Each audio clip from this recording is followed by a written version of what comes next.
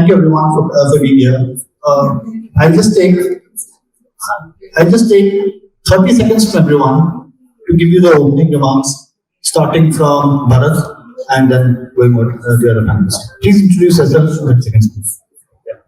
Hi everyone, I'm Bharath. I'm the director at Aidin Technologies. We are a 15-year-old company.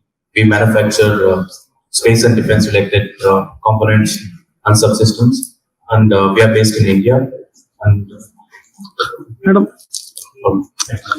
Hey, hi. Good evening. So, myself Abhishek, I am leading the defense business in Zetwerk manufacturing business.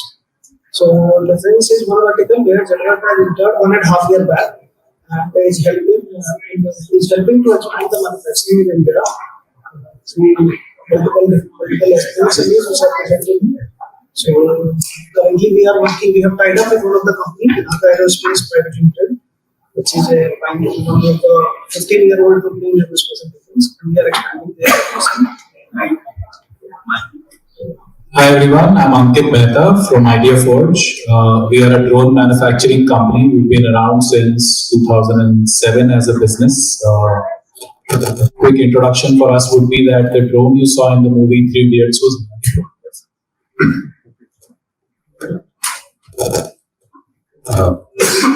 I'm Pavan, co-founder of Skyroot Aerospace.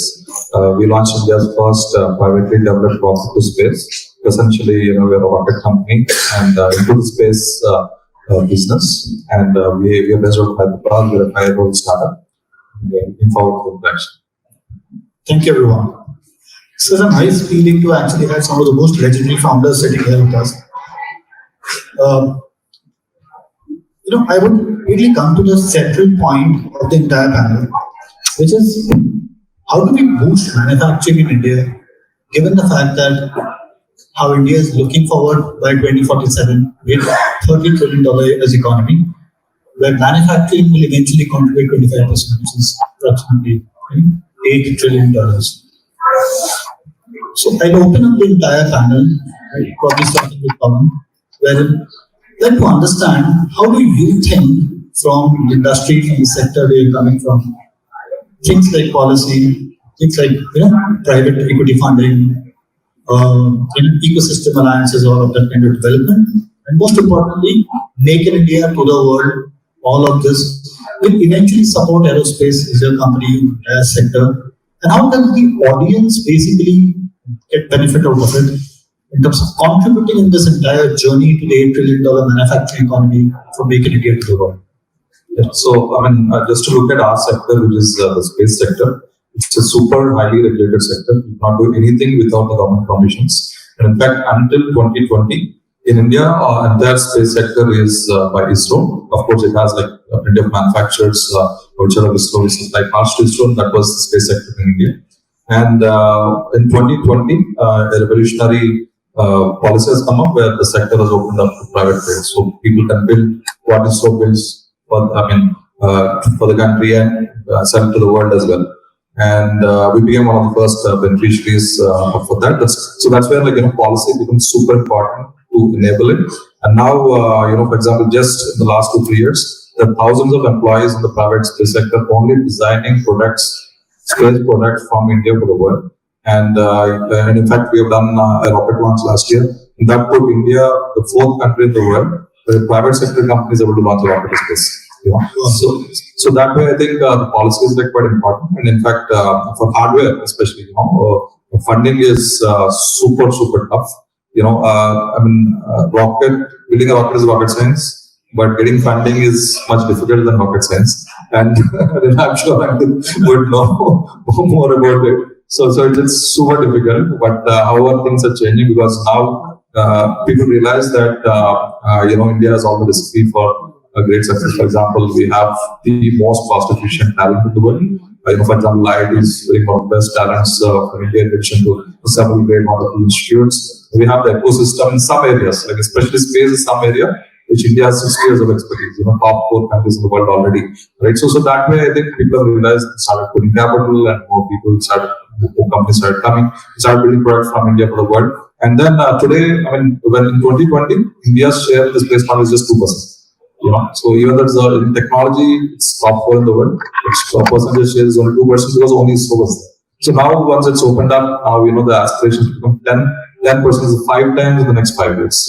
And that is going to happen in India. Probably hundreds, already 150 startups are there in the space sector. Probably it's going to become 1,000. And a lot of big industry houses are going to come up and build products from India for the world. And then, of course, startups probably taking an edge because of agility and innovation. And it will be a totally new sector.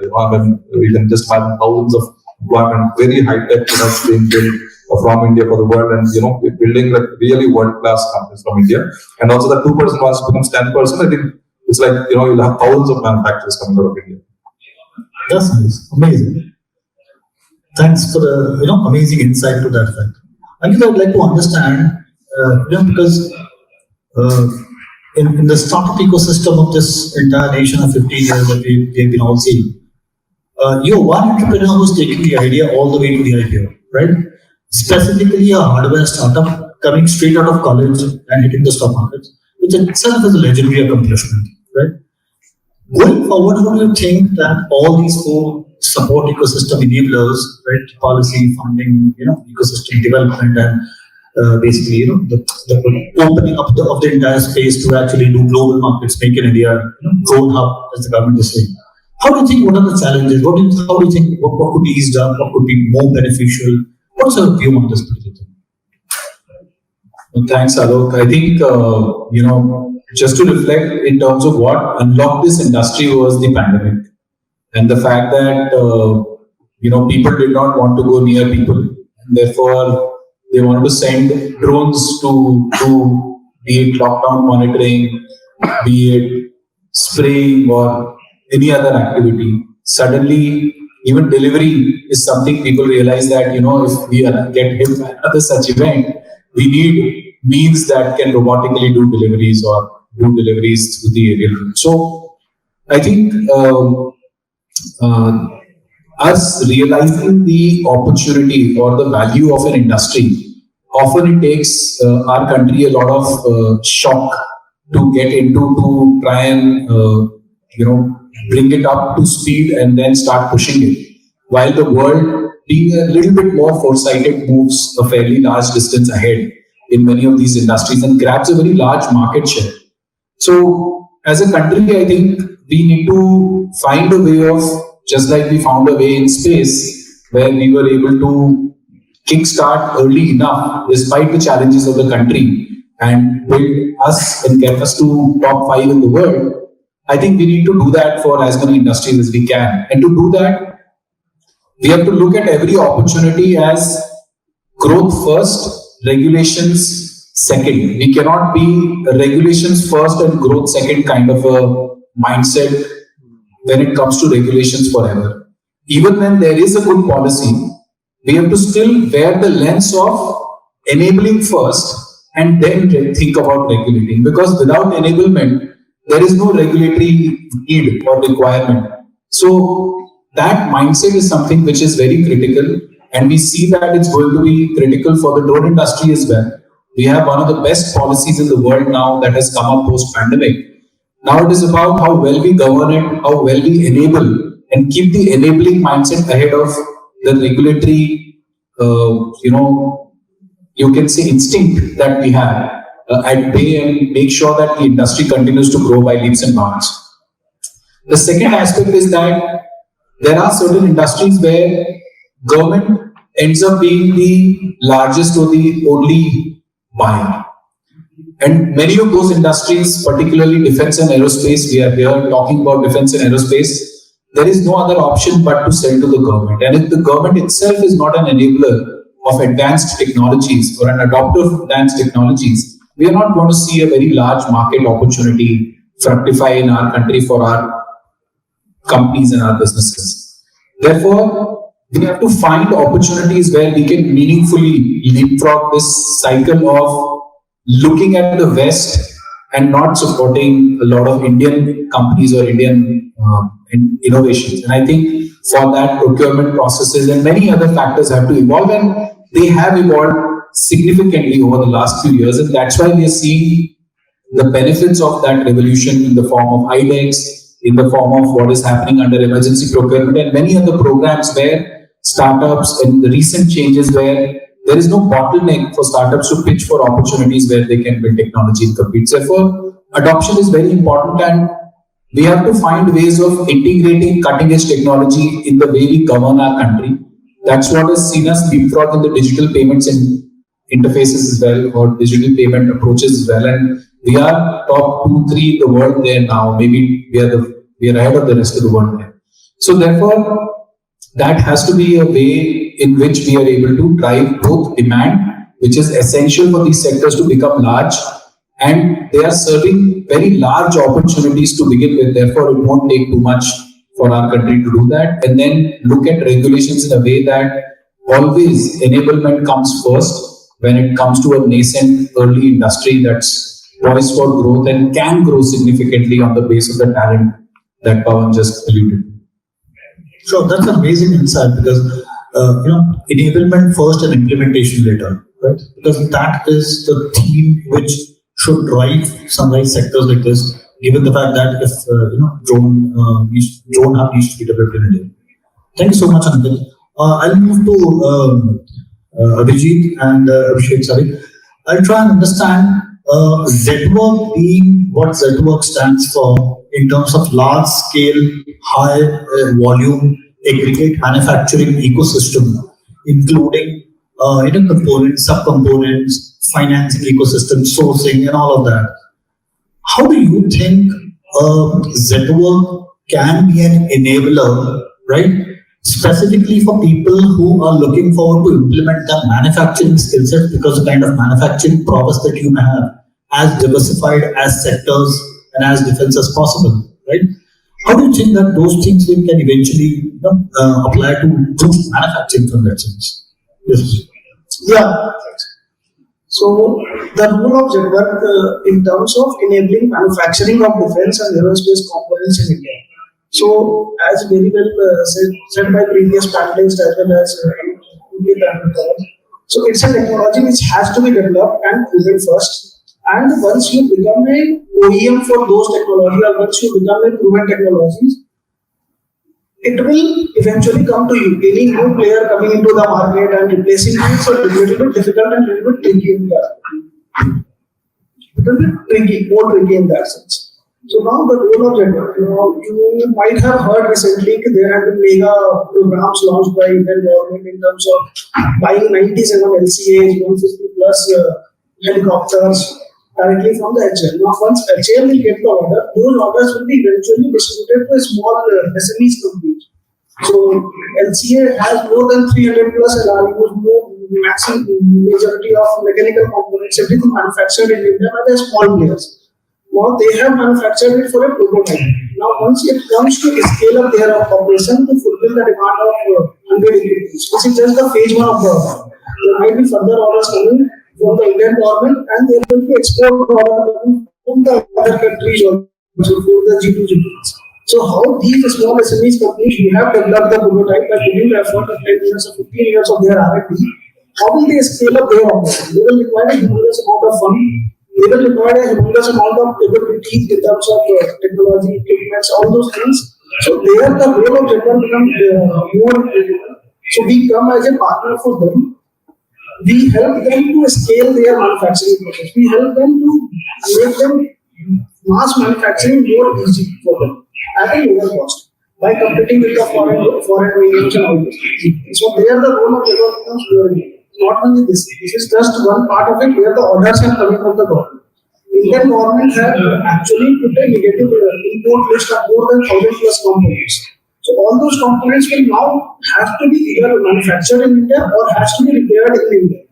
Now those type of R&D setup, those type of setup in terms of manufacturing or repairing those type of equipment which will be required for the operational readiness of the armed forces. That requires a huge amount of investment. You can check, you can see with the defense and the cash cycle for all the SMEs are very large. So how do they manage the fund into their existing project as well as managing the fund for the new R&D development?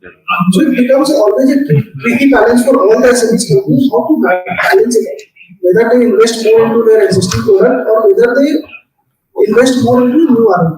So all those type of tricky situations for all the SMEs companies, Zetwerk always comes and says, let's plan out together, let's work together, which will help to maximize the manufacturing in India, to increase the production efficiency in India, and that will cover the need of Indian armed forces. So whatever I can give a small example also. So there were a few engines or few electronic components. If you keep the mic. There were few engines and few electronic components which used to go for repairing to foreign OEMs, and it used to take 10 months to 12 months for one subsystems to get repaired. Now, once all those things get repaired in India, the cycle has become like 1/10 of that. The cost has also become 1/10. Pavan also talked about 2050 being a revolutionary year in terms of opening up the defense and space sector for the private industry. That's the same scenario for the aerospace industry also. So earlier, private industry used to get a small subsystems type of orders from BPSUs, not directly from the armed forces. Majority of all the production order of big systems order used to go to DPSUs, or it used to be directly go to DRDO. Now, after 2020 or 2019, those fields have become open for the private industries. Now, private industries are becoming a production partner for all the armed forces, which require a humongous amount of money. So, here the role of Zetwerk will be more crucial for all the aspects. So, basically, the proliferation and the further diversification across tier 1, 2, 3, 4, 5, 6, maybe even tier 9 vendors, where everybody becomes part of the entire ecosystem, and the cycle becomes much more efficient, faster, including funding, orders, values, volumes. So, Kevin, much thanks for that. So, I'll ask, Bharath from Aidin. Bharath is into avionics and critical components into aerospace and all that kind of stuff, which is a very good business to be in, right? Can you share your experiences in terms of what are those particular components or orders or clients or those particular verticals wherein you feel that manufacturing is going to kick in big time, right? Maybe have a proliferation or maybe horizontal, like Zetwerk is more horizontally spread than Ideaforgetech or vertically. How do you think that Aidin is there, and how does it eventually fit into the tech space? More tech as in the information tech as well as the manufacturing tech, electronic systems tech. So Aidin has been producing, has helped almost every single satellite that ISRO has sent to space since 2016. So one of the biggest thing that we see is skilled labor. So if somebody is working on a space-based subsystem or a component, they need to be certified first. So getting that skilled labor has always been difficult for us. We have always been training them. It takes 3 to 6 months. So once that thing has been solved, I think our production capacity would definitely increase. Sure. So basically, skilling is a challenge, and if skilling can eventually happen, large-scale opportunities can eventually open. 100%. Sure. I'd like to understand it, maybe from Pavan or anybody from the panel. When it comes to startup founders who are typically MSME folks, right, wherein they want to participate in this entire journey, which they feel is high tech. For the case of Zetwerk, there's always a Zetwerk, right? But when it comes to, let's say, space sector or maybe drones, right? There are inherent challenges of skill. There are inherent challenges of knowledge, right? I'm sure out of 200 drones, there are folks who are doing drone training and all of that. For people who are looking at using tech as an AI ML, right? And using that as an enabler to transform those sectors. Where do you think that can be incorporated into the entire journey? Whether as a skill set, as part of core design, or as part of a business strategy, wherein tech as an information tech can be used big time as a competitive advantage to global space. I'll come back to the second part, which is Make in India USA. Anybody? Yeah. So I think, if I look at artificial intelligence and its role in what we are doing when it comes to delivering outcomes for our customers. I think that becomes really critical because what is a drone? A drone is in many parts a sensor, which is, or like sometimes I like to call it, it's a CCTV in the air. Sometimes it carries a different camera than a regular color camera, but it's a CCTV in the air, and the analytics that you run on a CCTV could be run off a drone as well. So essentially, you need to use intelligence to deliver outcomes for the customer so that once their outcomes are automated, you can also automate operations. And once the operations are automated, you can essentially act as a force multiplier, which does not act as a burden on the already strained force and can increase their impact when they go out there in the field. So that's the constant direction in which we try to evolve technology towards, particularly while leveraging artificial intelligence.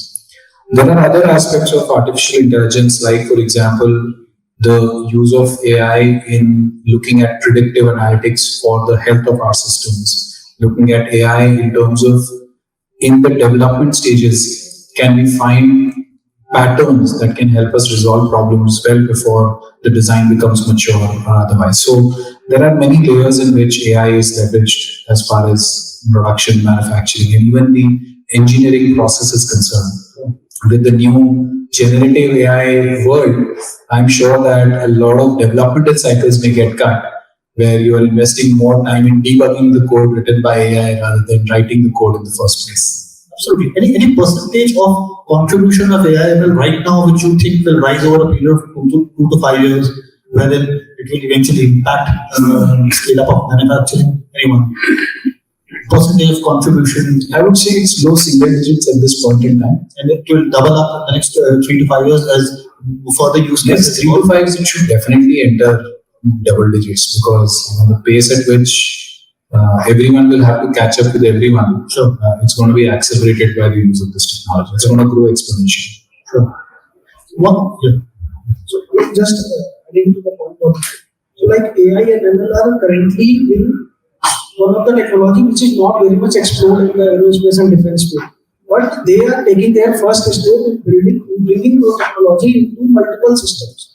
Like maintaining the health of multiple systems. So currently, if your subsystems need to be tested, current ways is suppose I take an example of an electronic system, make a flight tracks, that for 100 hours plus hours, it's a cost consumption for that government. That can be tested through AI and ML based simulators, based systems. So that will help in terms of cutting down the cost, also cutting down the effort. Absolutely. Basically, Just wanted to add that AI is already being used in Industry 4.0 in a big way to look at machine health when it comes to manufacturing processes and plants. Absolutely. So using AI as efficiency enabler is one part. Using AI as fundamentally, kind of disruptively growing the sector is another part. So maybe, like VIshal mentioned that shifting from physical electromechanical simulation systems to AI-based simulation systems. Because that's going to, kind of boost efficiency by fundamentals. I just have to come back probably to a very simple question before probably we open up for some Q&As. How do you look towards maybe Pavan, Ankit, anyone from the panel? The entire theory which the government is saying make India for the world. How do you look forward towards that the next 3 years, 5 years, even 10 years, like 2030 should be $2 trillion manufacturing economy, right? What do you think, what could be those sectors where, startup founders, MSME entrepreneurs, small time, techie geeks can look forward and say, I want to play a part in that $2 trillion economy where 30% of what we are producing as a sector will be exported to global economies, US and Europe. Yeah, so I think, the fundamental answer is that we should go beyond Make in India to design in India. So, for example, so when you design in India and sell products to the world and have a significant market share, naturally, making becomes part of it. And then you have a good portion of it as well. Because when there is no market per se for Indian-made manufactured products, naturally you're not able to make large numbers there. So already India's the skilling is going really good. And then like definitely made in India has a lot of advantages. A lot of manufacturing is shifting from China to India. So definitely make in India is definitely good. Just manufacturing in India is definitely going to grow exponentially with skilling and getting the right products to develop, to manufacture, etc. But designing in India. But designing in India is going to take it to the next level for sure. Where and especially from the sectors, I think space is today a $400 billion business, and it is by the end of the decade it's going to become $1 trillion business globally. And beyond Make in India, design, develop products from India, I think is going to be a very big contributor to that. If it becomes 10% of that, it's 100 billion just there, for example, right? And then drones, and then aviation. I think India has a good role in building aircrafts as well. I mean, next generation electric aircrafts, like which probably Ideaforgetech is going to look into in the future, and like that. So there are like certain sectors, and defense is though it's highly geopolitical, but still I think India has extraordinary advantages in building end-to-end different products from India for the world, and I think all the sectors, aerospace and defense, I think India has a strong big role to play, and I think fundamentally it comes from going beyond Make in India to design development. Correct. Basically, the ODM part from original design manufacturer to OEM and the journey of high value manufacturing. What do you think could be the challenge from this minuscule single digit number of the journey starting point from ODM all the way to mass market value manufacturing? What could be the single most daunting challenge to that effect, if you think there is one? I feel it's the mindset which is a huge problem, right? Because traditionally we have largely been dependent on the rest of the world to give us technology. We even today talk about West giving us technology, and then us thinking that we will take a step forward or a step backward in that direction. I think having that courage to invest behind intellectual property is, I think, something which is very critical. And when we build intellectual property in India, we do it for the unique Indian conditions that we build it for. Nobody in the world has a battlefield like Siachen. At 6,000 meters plus at minus 30, minus 40 degrees centigrade, you have to make systems operate and work. You have a battlefield in Rajasthan where you have extremely hot temperatures in summers, plus 55 degrees above that. You have a marine coastline which is extremely large. You have very, very hostile territory, very, very narrow valleys. So the kind of challenges that we have to build for are already at a place where if we commit ourselves to doing that, we will be building for the world. There will not be any spot on earth that we will not be able to operate with. And therefore, we have to take that advantage and drive that advantage home by aggressively building for the country and building it for a customer who is hungry for, now at least, for Indian tech as well. They themselves said that we'll put an embargo on not buying those things from the rest of the world. So we have a very clear line of sight, and if we aggressively invest, we should be able to get there. For example, we have opened a subsidiary in the US, and we are looking to pitch our products to the rest of the world. Hopefully, we will see a lot more self-belief once we have more successful. Basically, self-belief and conviction. Eventually, that's what the founding system. One last question, probably Bharath is for look at it as a new sector, right? Now, because I'm from a policy background, right? Probably my question may be biased, but I think this is what the general view is. How do you think that there could be one key enabler from the policy side, right, from the government, right, which applies to everyone, specifically starting from very highly regulated sectors like space, all the way down to assembly systems like vertically centric your space, or maybe horizontally spread out like Zetwerk. What could be that one thing from policy before we open up for the panel? I think the one thing I would say is, if all of us don't fight with PSUs, and then if they let us go in with subsystems, and then if they concentrate only on systems and then develop the ecosystem, I think that would definitely help all of us. Probably I was expecting an answer like PLI. So I'll add to that. Yes. I feel personally that one important thing that the country needs to do, we need to find both private and government capital for doing that, is to upfront fund R&D. Upfront invest in R&D, because that capital is not available with a lot of young companies. Pavan was talking about the lack of availability of capital when it comes to these sectors. So somewhere that funding has to come and that investment has to happen. If that happens, we will have an IP-led growth. Otherwise, we will be looking at de-risking and doing single-digit low-value addition. Absolutely. In fact, I was just reading one of the reports from a data perspective, right? The current fiscal, the government had a 10 lakh crore capex, government capex, out of which 2.5 lakh crore, 25% is purely on infrastructure. And this has been the largest capex in the history of the independent India. So thank you, for the amazing panel. I'll just open up for a certain set of 2 questions, please. Right? Yes, please. Just hear me. Please try and finish your question in 10 seconds, please. 10 seconds. Yes, please. Only the question, not the context. Well, the question is essentially on skills. The last couple of decades, probably everyone in India is on computer science, mechanical, electrical engineers and stuff like that. In these areas, where will you get the talent from? The opportunity is huge. Where's the talent? And how do you skill them now that they're not there?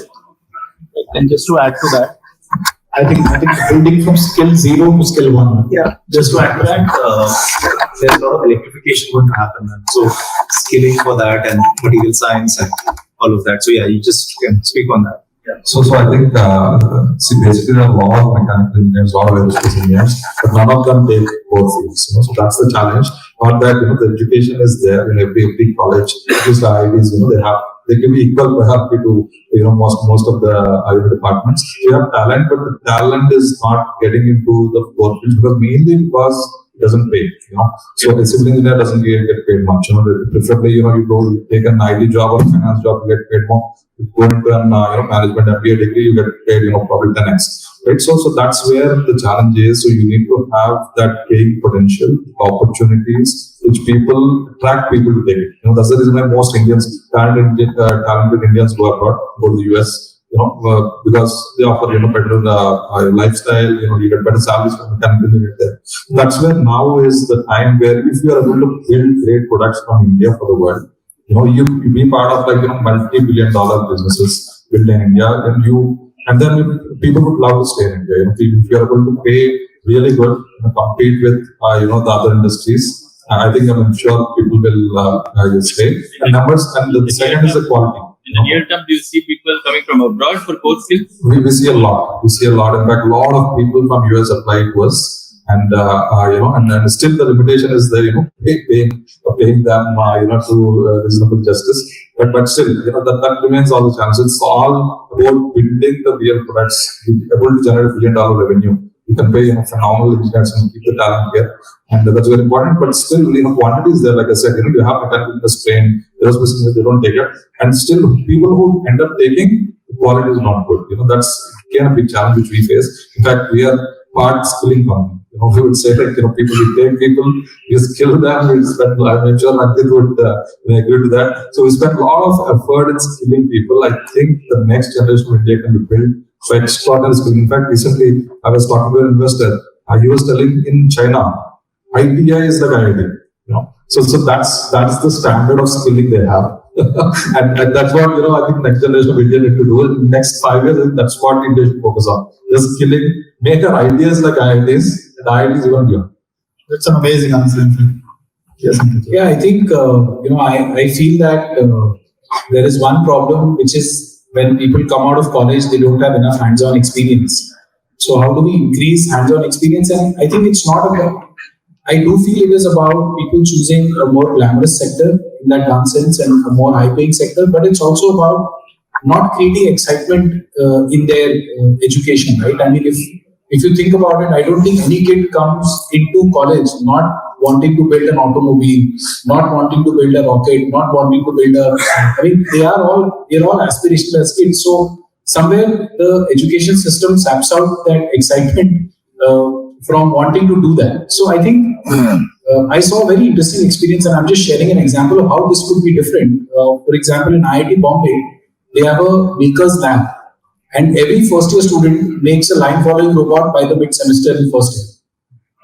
So you can imagine that when he makes a robot that is doing line following with his own hands, using 3D printing, whatnot, his excitement, and I was surprised to note the faculty who's leading this was telling me that he was excited to note that their families were excited that their kid built a line following robot and they were talking about their neighbors. Like, that's the kind of culture we want to build. Like, if there is no excitement and we are all doing Smriti when we go there, if it is an irrelevant skill in today's day and age, I think we should very quickly revamp the way we build excitement about doing technology, and I think it will rub off in all the right ways over the next few years. Thank you. Sure. I think we are running out of time, right? I'll just quickly sum up the spirit for nation building supersedes any lacuna to actually go and accomplish that. Whether it is skills, whether it is funds, and founders like yourself, everyone who are building a once in a kind of journey for the nation. I think challenges like these will be solved more from an emotional level of bond with the people that you are actually having, rather than the psychosomatic assessment of the skills and the aptitude and what they can do. So thank you everyone for being here, for being part of that. It's been amazing actually having you on board. Thank you so much. Thank you.